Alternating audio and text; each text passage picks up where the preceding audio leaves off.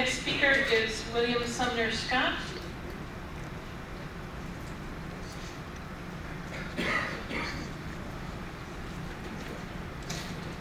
Welcome.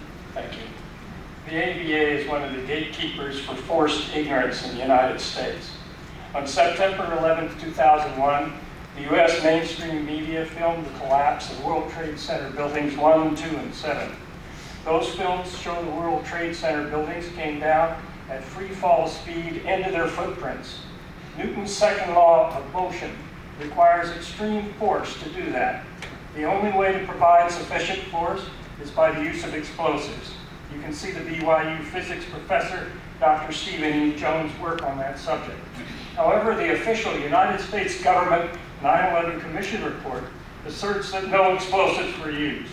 The American Bar Association is an integral part of the higher education system that enforces the acceptance of the official 9/11 Commission report of no explosives.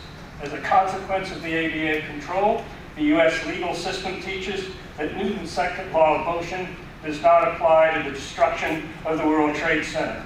To eliminate this forced ignorance upon law students, the American Bar Association must be removed from the law school accreditation process. Removal of the ABA will allow individual law schools to teach the truth of what high-level official criminal conduct that now goes uninvestigated. Historically, 100% of the members of this committee were selected by the Secretary of Education. In 2006, this committee was engaged in serious deliberations to get rid of the American Bar Association. They did an end run, they went to the United States Congress, and now 2/3 of you are employed by politicians and appointed by politicians. The politicians believe that by your appointment, that you will continue to enforce ignorance upon all students at all levels of higher education. In order to stop that, we have to first get rid of the American Bar Association.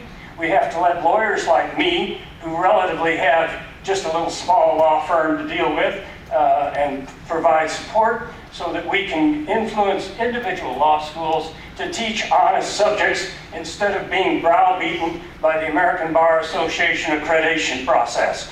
This has to come to a stop.